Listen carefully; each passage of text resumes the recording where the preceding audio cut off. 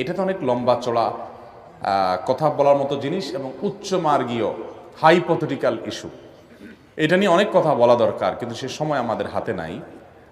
পশ্চিমা দুনিয়া আমাদেরকে ব্যক্তি স্বাধীনতার নামে লাগামহীন করে দিয়েছে, লাগামহীন করে দিয়েছে। তাদের ব্যক্তি স্বাধীনতার হাস্যকর রূপ দিক আপনারা অবাক হবেন। তাদের ব্যক্তি স্বাধীনতায় একজন মানুষ রাসূলকে গালি দিতে পারে, আল্লাহকে গালি দিতে পারে, এটা তার ব্যক্তি স্বাধীনতার ব্যাপার, কিন্তু রাষ্ট্রকে গালি দিতে পারবে না। পারবে কেউ? পৃথিবীর কোন রাষ্ট্রের আইনে ওই রাষ্ট্র থেকে রাষ্ট্রের বিরুদ্ধে বিদ্রোহ করা রাষ্ট্রকে গালি দিতে পারবে? পারবে না।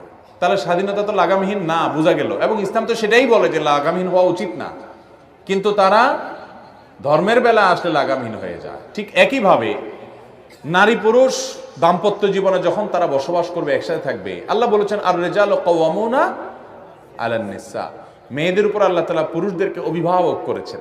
এটা শৃঙ্খলার প্রয়োজনে। একটা দোকান দুজন লোক যদি মিলে চালায়, তাদের একজন মালিক একজন অধীনস্থ হয়, একজন ম্যানেজার আরেকজন তার সহকারী হয়। এটা শৃঙ্খলার প্রয়োজন। একটা সংসার টিকার জন্য এরকম শৃঙ্খলার প্রয়োজন হয়। কিন্তু পশ্চিমারা আমাদেরকে উস্কায়, আমাদের বোনদেরকে উস্কায়। কি উস্কায়? বদ্ধ ঘরে থাকবো না, কুড়ের ঘরে থাকবো না, স্বামীর কথা মানবো না, দেখবে এবার জগৎটাকে হান করব তান করব। শিয়ালগুলো সব মুরগিদের স্বাধীনতার জন্য মিছিল টিছিল করে এগুলাকে বের করার পরে খেয়ে পড়ে শেষ করে, আর দেখার কেউ থাকে।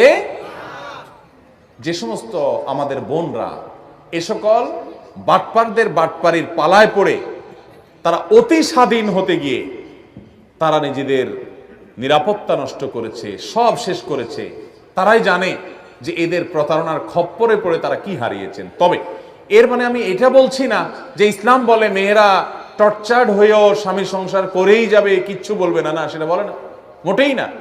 স্বামী যদি অত্যাচার করে, তার অত্যাচার থামাবার জন্য কোরআন 3টা স্টেপ দিয়েছে। 1 নম্বর স্টেপ হলো যে তিনি তার উভয় পক্ষের লোকজনকে প্রথম নিজে চেষ্টা করবেন, ভালোবাসা দিয়ে, আদর দিয়ে, সোহাগ দিয়ে, বুঝিয়ে, কাউন্সিলিং করিয়ে, অন্যদেরকে দিয়ে নসিহা করিয়ে, বিভিন্নভাবে। কিছুতেই হয় না, তাহলে সেক্ষেত্রে 2 পক্ষের মুরব্বীদেরকে নিয়ে বসে সুরাহা করার চেষ্টা করব। তাতেও হয় না, তাহলে সেক্ষেত্রে তিনি বিচ্ছেদের চিন্তা করতে পারেন শেষ চিকিৎসা হিসাবে। বলে না ইসলাম যে সে নির্যাতিত হয়ে সারা জীবন বসে থাকবে, তবে সবর করবে। বিশেষ করে আমি একটা কথা সবসময় বলি ভাই, দাম্পত্য জীবনের শুরুতে একটু ধকল যায়, ধকল একটা পর্যায়ে ঠিক হয়ে যায়। আমি সবসময় একটা কথা বলি কি জানেন, মুসলমান ফ্যামিলিগুলোর, ইভেন ভারত মহাদেশের হিন্দু ফ্যামিলিগুলোর একটা সামাজিক পারিবারিক সৌন্দর্য কি জানেন, সেটা হলো